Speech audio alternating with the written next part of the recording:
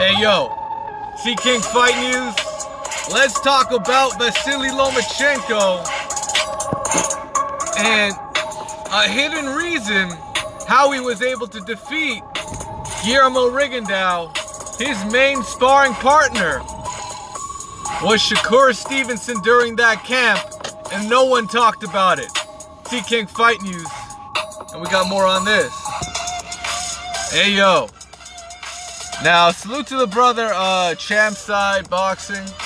He got the exclusive with Shakur Stevenson. Great interview.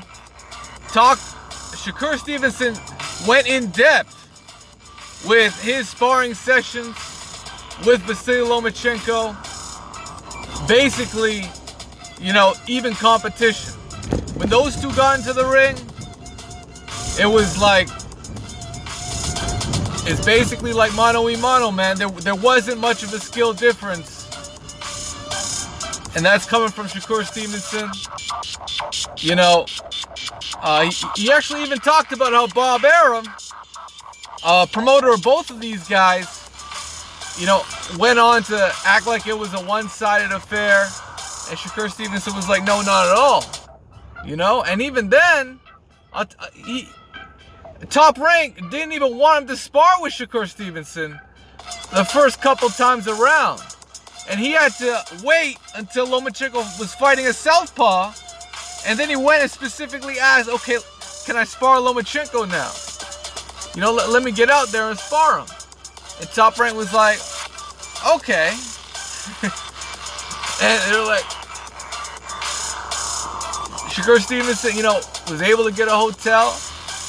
You know, he got the work in, and originally, Top Rank was like, you know, it's not for pay though. You know, you're not getting paid to spar with him. And Shakur was straight, man. He was just like, that's cool. That's cool. I just want to fuck with him, man. And Shakur Stevenson said the first round, neither fighter landed a punch. It was a straight feel-out round. You know, obviously shots were thrown, but nothing landed. That already says a lot. Because Lomachenko, he always lets his hands go the first round. On the pro side of things. And I have a feeling that's quite rare for a guy like Lomachenko to not even land one punch. But, and I'm just talking about the first round of sparring. So, on one hand, it makes sense. But I'm not surprised by Shakur Stevenson's comments. You know, they're about the same build. I would say Lomachenko at that time may have been slightly, you know, more matured. You know, he got that experience on his side. And at that point in time, Shakur Stevenson, you know, this is years ago. This is when Lomachenko fought Rigondeaux. That's like 3 years ago, if I'm not mistaken.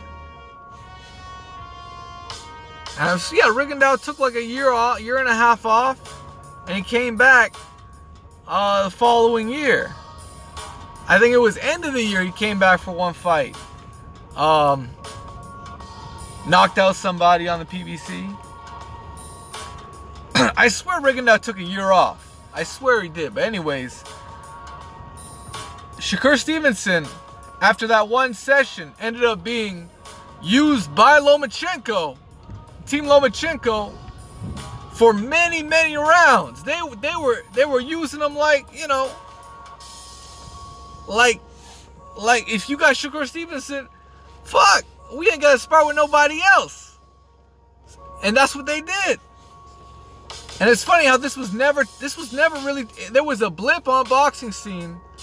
Like it was a one-time thing, and these dudes just came together and sparred, and it was all good for one day, and they just left it alone. They never talked about it like these two guys are sparring intensely, you know, to prepare for the Rigondeaux fight. Like for real, the way Lomachenko approached Rigondeaux, I'm sure that was like one of his most planned type of training camps, and they could have gone deeper on that fight. You know, Rigondeaux had to put a lot of his stuff on social media because they weren't promoting the fight. And that was for what it was. I can't call it a great fight. It was a dominant performance, and a great dominant performance by Vasily Lomachenko that just won't be forgotten. You know, it won't. And it makes it all the more interesting that a guy like Shakur Stevenson, a guy who's a champion right now, you know, basically on the heels of that weight class. Is he a champ at 135? No. He's a champ at, I believe, 130. But he's right there with all those guys. You know, he's had vicious sparring sessions with Devin Haney. You know? From what I heard, he got the best of Devin Haney. That's why I'm not as high on the dude, even though, you know, he's shown to be, you know, a real legit prospect. He wants to smoke with Lomachenko as well. And I think he has I actually think Devin Haney has a decided advantage on Lomachenko when it comes to, I think he's just as fast. He might be a touch slower, but it doesn't erase the fact that he's got youth on his side. He's got charisma. He can box on the back foot. And he might be a little bit longer than Lomachenko. And I think his style would look way more effective than guys like Jorge Linares trying to outbox Lomachenko. You know, you got a different skill set with Devin Haney. And I'm not saying Devin Haney beats Lomachenko. I'm just saying that's going to look like his toughest fight to date. It's going to look like it. And if those two ever meet in the ring, it's going to be Lomachenko's toughest fight to date. Mark those words. That's going to be his toughest fight to date. And I would have an upset alert. I would definitely have upsets alerts all over that shit. That's a very winnable fight for both fighters. I think Devin Haney can pull one out there, but it's hard to say if he's ready for it right now. And this is where Team Lomachenko, they need to really understand. When you got these young prospects calling your name out, you gotta call one of their bluffs. And the way you do that is you send them an offer. And you say, if you really want this fight, you'll take this offer. Kind of like what Eddie Hearn did with Deontay Wilder. It never worked out, but that's what he did with Deontay Wilder. He said, if you really want this fight, we got an offer for you. We all know what happened. we all know what happened. But, you know, back when Eddie did that, there was a large contingent that believed Deontay Wilder ducked the fight. And I'm saying that's kind of the counter move that Lomachenko can do if he was serious. If he was serious about making the fight. It hasn't happened. I'm pretty sure Devin Haney has gotten no offers for that fight. And oddly enough, Bob Arum, I think, would rather make a Shakur Stevenson Vasily Lomachenko fight. I certainly wouldn't mind that one. What do you guys think? Itzy King Fight News. Smash the like button, guys. We going in. And you know what? You're gonna hear more from me very soon, man. I got a whole lot to talk about. But for now, I'm gone, man. Peace. Have a good one. And happy Thanksgiving for those who celebrate it, man. Happy Turkey Days. You got that dinner in.